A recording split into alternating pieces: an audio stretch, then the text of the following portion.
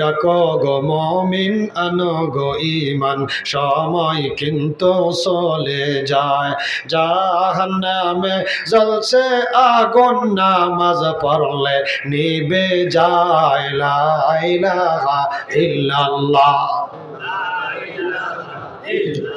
লা ইলাহা ইল্লাল্লাহ লা ইলাহা ইল্লাল্লাহু মুহাম্মাদুর রাসূলুল্লাহ সাল্লাল্লাহু আলাইহি ওয়াসাল্লাম উহুদের ময়দানে একটু পরেই মারা যাবেন, শহীদ হয়ে যাবে। এমন সময় বলতেছে যার জন্য জীবন দিলাম ওই সোনার মানুষের চেহারা এক নজর দেখতে চাই।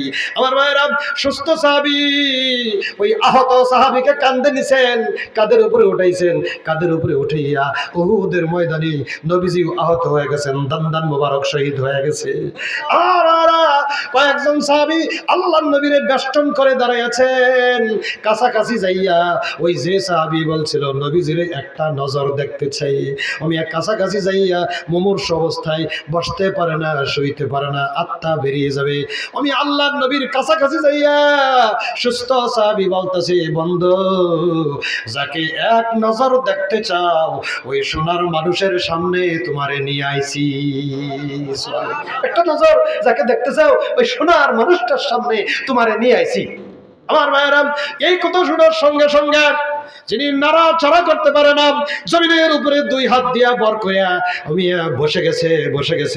বসে যাইয়া নবীজির চেহারার দিকে তাকাইয়া বলতেছে, তেরি মেরাজ কে তু লৌহ ও কলম তক পৌঁছা और मेरे मेराज के मैं तेरे कदम तक पहुंचा।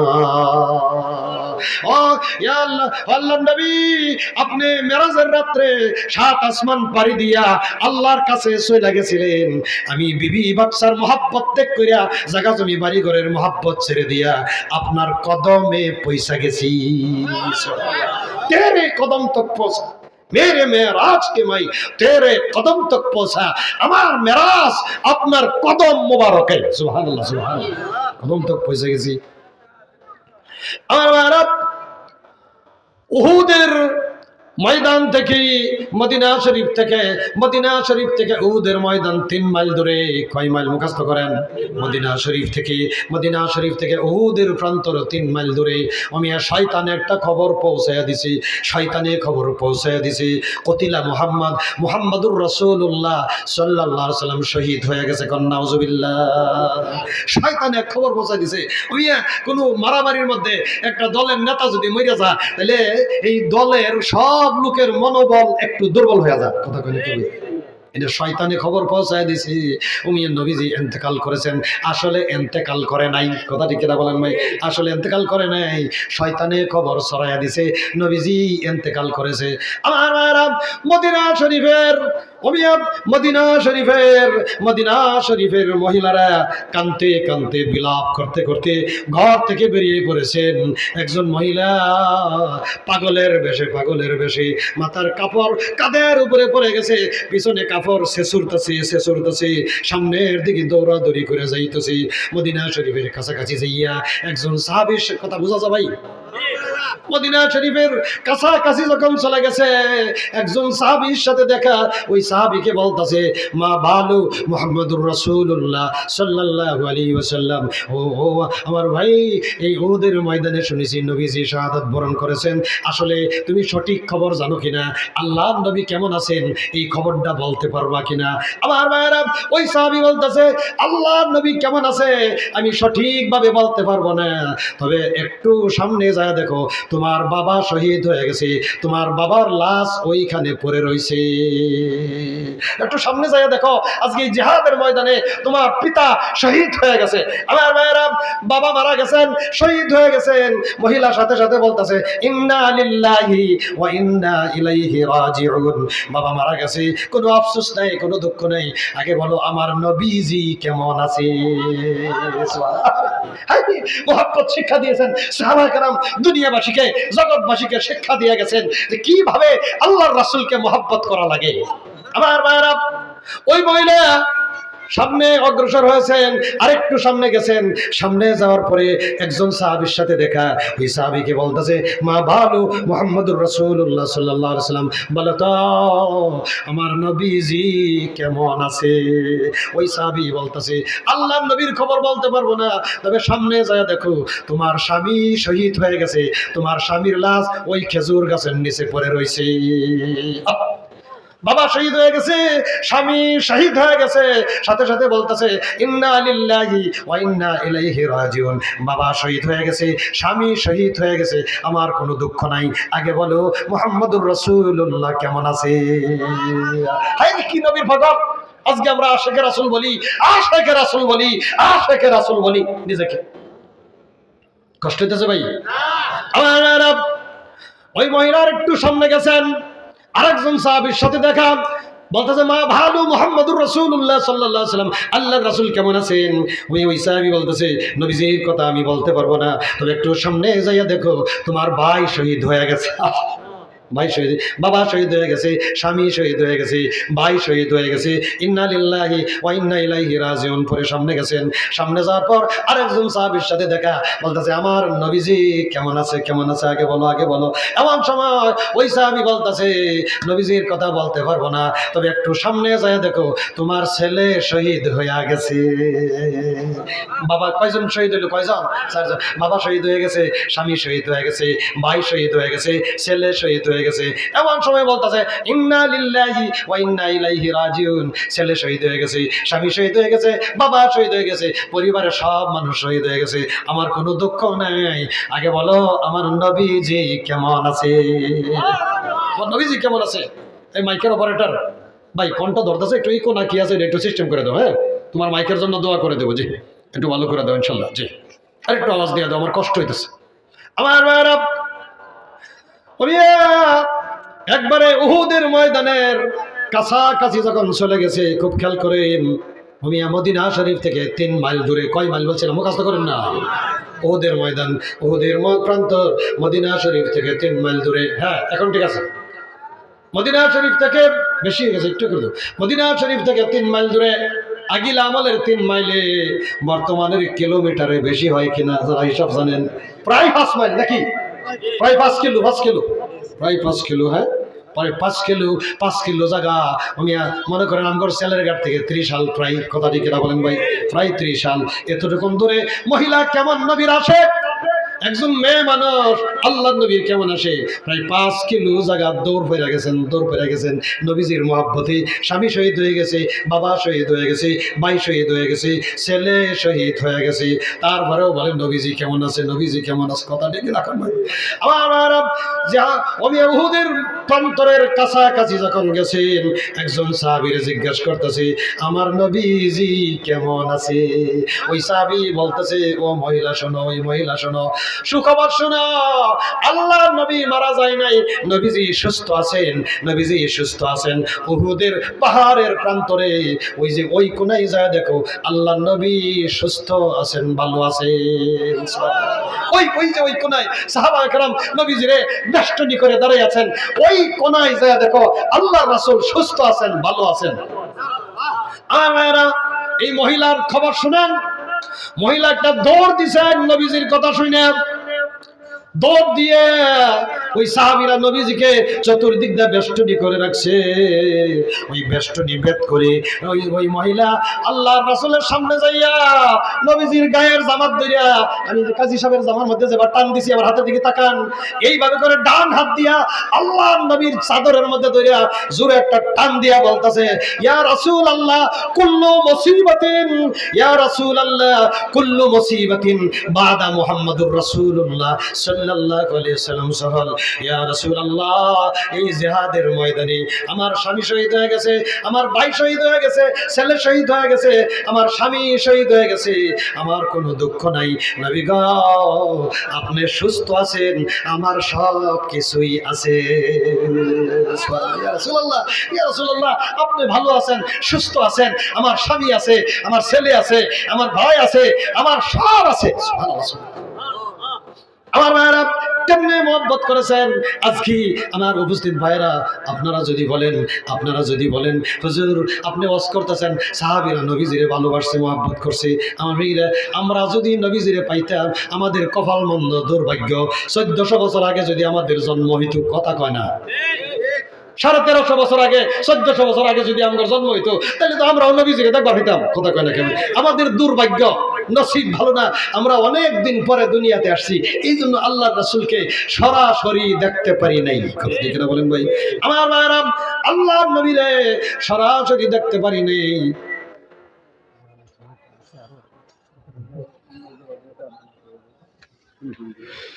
আল্লাহ আল্লাহ আল্লাহ।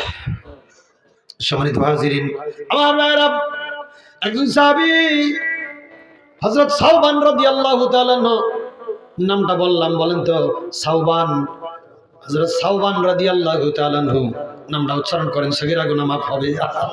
হযরত সাওবান রাদিয়াল্লাহু তাআলা নবীজির সামনে এসে বলতেছে, ইয়া রাসূলুল্লাহ, আল্লাহ যদি আমারে জান্নাতে নেয় আমি জান্নাতে যাব না। কারবাটা হ্যাঁ কি আছে কারবা, আল্লাহ যদি জান্নাতবাসী করে জান্নাতে যাবো না। নবীজি মুস্কি মুস্কি আসে, জান্নাতে যাবা না কারণ কি? আমার ভাইরা এমন সময় বলতেছে, ইয়া রাসূল, খুব খেয়াল করেন ভাই, ইয়া রাসূলুল্লাহ, দুনিয়ার কোনো জায়গার মধ্যে শান্তি লাগে না, ভালো লাগে না, চাষটলে ভালো লাগে না, খেজুরের বাগানে ভালো লাগে না, উট ছাগল দুম্বা বেড়ার কাছে গেলে ভালো লাগে না, শ্বশুর বাড়ি ভালো লাগে না, বাজারের মধ্যে শান্তি নাই, চাষটলে শান্তি নাই, দুনিয়ার কোনো জায়গার মধ্যে শান্তি নাই। আর ইয়া রাসূলুল্লাহ, কোনো জায়গার মধ্যে শান্তি পাই না, মসজিদে নববীতে এসে আপনার নুরানি চেহারা দেখলে আমার সব জ্বালা ঠান্ডা হয়ে যায়। দুনিয়ার কোন জায়গার মধ্যে শান্তি পাই না, মসজিদে নববীতে এসে আপনার নুরানি চেহারাটা দেখলে আমার সব জ্বালা ঠান্ডা হয়ে যায়, কলিজা ঠান্ডা হয়ে যায়। নবীজি বলতেছে তাহলে জান্নাতে যাইবা না, এইটা কি? জান্নাতে যাবো না এই জন্যে, ইয়া রাসূলুল্লাহ, আল্লাহ যদি আমার জান্নাতবাসী করে, আমার নসিব যদি ভালো হয়, আল্লাহ যদি আমার জান্নাত দে, আল্লাহ যদি আমার জান্নাত দে, তাহলে তো আমার ছোট একটা জান্নাত দিবে, ছোট একটা জান্নাত দিবে। আপনি অনেক বড় জান্নাতে থাকবেন, আপনি অনেক বড় জান্নাতে থাকবেন। আপনার জান্নাতের গেটের মধ্যে মনে হয় পাহারাদার থাকবে, পাহারাদার থাকবে, মনে চাইলেও আপনার চেহারা দেখতে পারবো না, গেটের পাহারাদার হয়তো বাধা দিবে, বাধা দিবে। আজকে মসজিদে নববীর ভিতরে আসলে কোনো পাহারাদার নাই, কোনো দারোয়ান নাই, যখন মন চায় তখনই আপনার চেহারা দেখতে পাই। সুবহানাল্লাহ। মসজিদে নববীতে আসলে কেউ পাহারাদার নাই, মনটা ভইরা আপনার চেহারাটা দেখি, কলিজাটারে ঠান্ডা বানাই। কিন্তু জান্নাতে তো হয়তো পাহারাদার থাকবো, দেখবার দিত না। এই জন্য আমার জান্নাতের চাইতে আপনার নুরানি চেহারাই ভালো লাগে। সুবহানাল্লাহ, সুবহানাল্লাহ। প্রিয় ভাই, কত্তানি মহব্বত থাকলে একজন মানুষ এমন একটা কথা বলতে পারে যে বেহেশতের চাইতে আপনার চেহারাটাই ভালো লাগে। সুবহানাল্লাহ, সুবহানাল্লাহ। কতটুকু মহব্বত, সাহাবীরা কেমনে মহব্বত করছে। আমার ভাইরা সাথে সাথে কোরআনের আয়াত নাজিল হয়ে গেছে, ওয়ামাইয়াতুল্লাহা ওয়ার রাসূলা ফাউলাইকা মাআল্লাযীনা আন'আমাল্লাহু আলাইহিম মিনান নাবিয়্যিনা ওয়াস-সিদ্দীকিনা ওয়াশ-শুহাদা'i ওয়াস-সালিহিনা ওয়া হাসুনা উলাইকা রাফীকা। ওয়াইতুল্লাহ ওয়ার রাসূল, কোরআনের আয়াত নাযিল হয়ে গেছে। আল্লাহ রাব্বুল আলামিন বলতেছে, দোস্ত তোমার সাহাবা কেরামদেরকে জানায় দাও, তোমার সাহাবীদেরকে বলে দাও, যারা দুনিয়াতে নবীরে মহব্বত করে, নবীরে ভালোবাসে, জান্নাতের ভিতরে আল্লাহর নবীর সাথেই থাকবে। কালা রাসূলুল্লাহ সাল্লাল্লাহু আলাইহি ওয়াসাল্লাম, আল মারউ মা মান আহাব্বা। আল্লাহ রাসূল বলেন, দুনিয়াতে মানুষ যাকে ভালোবাসবে, যাকে মহব্বত করবে, খুব খেয়াল করেন কথা, আমি শেষের দিকে নিয়ে যাচ্ছি। দুনিয়াতে যে যাকে ভালোবাসে, যাকে মহব্বত করে, তার সাথেই তার হাসর হবে। এই জন্য ভাই খুব সাবধান, খুব সাবধান। আপনি কাকে ভালোবাসবেন, কাকে মহব্বত করবেন, একটু চিন্তা করি এখানে বসে, একটু চিন্তা করেন আপনি কারে মহব্বত করবেন, কাকে ভালোবাসবেন, আজকে থেকে চিন্তা করতে হবে। কারণ কিয়ামতের দিন আপনি দুনিয়াতে যারা ভালোবাসছেন, মহব্বত করছেন, যার সাথে বৈশা দোকানের সামনে বইয়া বিড়ি খাইছে, কথা কয় না, হ্যাঁ, বিড়ি কার সাথে খাইবেন একটু চিন্তা ভাবনা করে খাইন কালকে থেকে। আমার ভাইরা, আমাদের এই নওপাড়া কিছু মোসার আছে, আমি একদিন দেখছি বগার বাজার, ওইখানে বগার বাজার চিনুন নাকি, কথা কই নাকি, আর ওই বকার বাজারে এনে কিছু মোসার আছে, রোডের পূর্ব পাশে, কথা কয় না, কিছু মোসার আছে।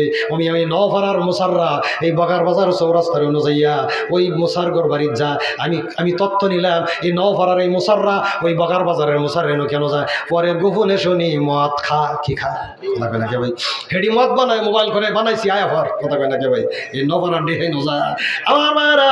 তাহলে নওপাড়ার মোসারের এই বকার বাজারের মোসারের সাথে মহব্বত, ওইখানে যায় তারা মদ পান করে, মদ্যপান করে, গাঁজা খায়। আমার ভাইরা, যাতে জাত মিলে কুজাত মিলে না, হঠাৎ করিয়া মিল গেলে লাস্টিং করে না, কথা কয় নাকি ভাই। আর ও মিয়া ওইখানে যায় মদ্যপান করে, তাহলে কালকে আমাদের দিন তাদের সাথে তাদের মহব্বত নফারাতে যাইয়া বকার বাজার যায় মদ খাইতো, ওই হাসরের দিন তাদের একসাথে হাসর হবে, কথা কয় নাকি ভাই। আপনি কার সাথে আত্মীয়তা করবেন, কার সাথে বন্ধুত্ব করবেন, কার সাথে দোস্তি করবেন, কারে বিআই বানাইবেন, আজকে থেকে চিন্তা ভাবনা করতে হবে। আল্লাহ রাসূল সাল্লাল্লাহু আলাইহি ওয়াসাল্লাম বলেন, দুনিয়াতে যে যারে মহব্বত করবে, কিয়ামতের দিন তার সাথে তার হাসর হবে।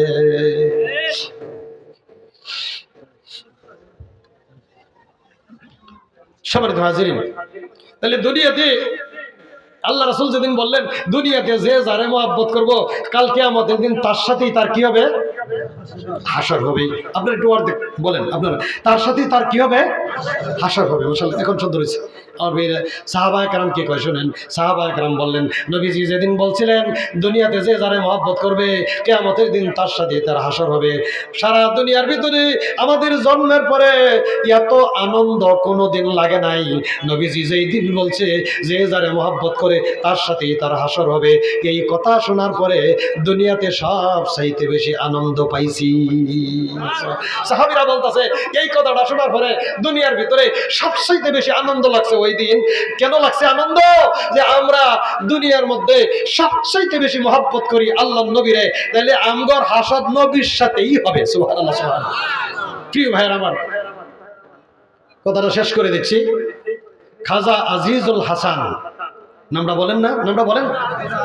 খাজা আজিজুল হাসান মাজজুব রহমতুল্লাহ আলাইহি, আশরাফ আলী থানভী রহমতুল্লাহ আলাইহি একজন বিশিষ্ট খলিফা। মাজজুব শব্দের অর্থ হলো দুনিয়ার মানুষ দেখে পাগল, আসলে পাগল না, কথা ঠিক রাখুন ভাই। তাদের চাল চলন একটু উল্টা পাল্টা, কেমন জানি উল্টা পাল্টা কারবার। খানকায় পড়ে থাকতো ভারতের থানা ভবনে আশরাফ আলী থানভী রহমতুল্লাহ দরবারে, খাইয়া না খাইয়া পড়ে থাকতো।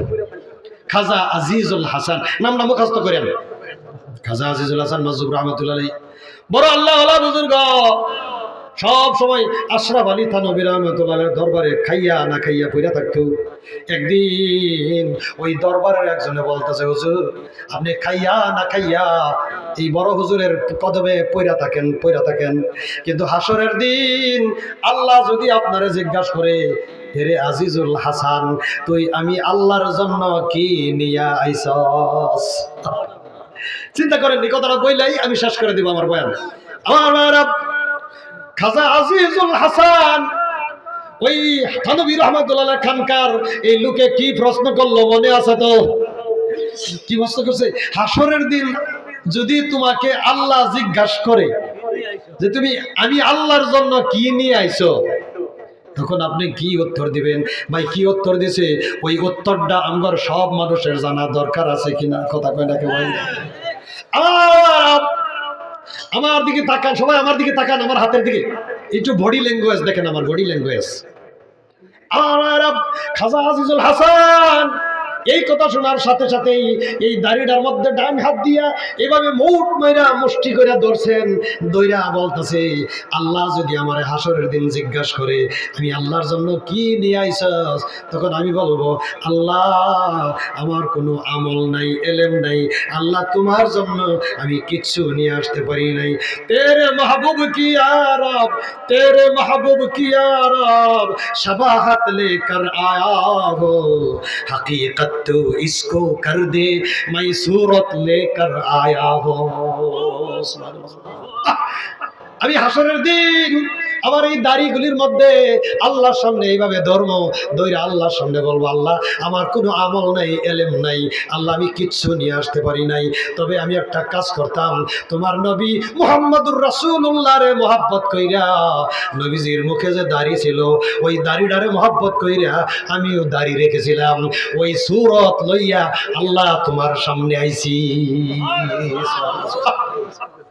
আল্লাহর রাসূলের সূরত লইয়া, আল্লাহর রাসূলের সূরত লইয়া আল্লাহ আমি তোমার সামনে আইছি। সুবহানাল্লাহ সুবহানাল্লাহ। এই সূরত হাকিকত তো ইসকো কর দে, अल्लाह তুমি এই আমার হাকিকত তো ইসকো কর দে, হ্যাঁ मैं सूरत लेकर आया हो। আল্লাহ আমি যে তোমার রাসূলের এই সুন্নাতটা লই আইছি, তোমার রাসূলের মুখেও দাড়ি ছিল, আমি ওই সূরতটা লই আইছি, এই খাতিরে আল্লাহ তুমি আমারে maaf করে দাও। সুবহানাল্লাহ সুবহানাল্লাহ। আল্লাহ তাআলা হাসরের দিন এই সূরতের কারণে, সূরতের কারণে, সূরতের কত দাম, সূরতের কত দাম, সূরতের কত দাম, এই সূরতের কারণে আল্লাহ হাসরের দিন maaf করে দিবেন। সুবহানাল্লাহ সুবহানাল্লাহ। এই জন্য প্রিয় ভাই, চেহারা মুসলমানের মতো বানাই, ওয়াজ বেশি লাগে না। চেহারা কার মতো বলেন না, একটু বলেন যুবক ভাইরা, বলো চেহারা মুসলমানের মতো বানাই। কার মতো? চেহারাটা মুসলমানের মতো বানাই। তোমার দেখলেই যেন বোঝা যায় এটা মুসলমানের বাচ্চা। কথা কয় নাকি ভাই? দেখলেই যেন বোঝা যায় মুসলমান, তোমারে দেখলেই যেন বোঝা যায় মুসলমান। মুসলমান যদি তোমারে দেখা যায় তাইলে আর কোনো অশান্তি নাই। আজকে ঘরের ভিতরে অনেক মানুষেরা বলে হুজুর দোয়া করেন, আমার ঘরের ভিতরে শান্তি নাই। আরে যার ঘরের ভিতরে কিতাবি তালিম আছে, যার ঘরের ভিতরে আল্লাহর জিকির আছে, যার ঘরের ভিতরে ডিলা কুলুফ আছে, যার ঘরের ভিতরে তাবলীগ আছে, ওই ঘরের ভিতরে না খাইলেও শান্তি আছে। জিকির করি লা ইলাহা ইল্লাল্লাহ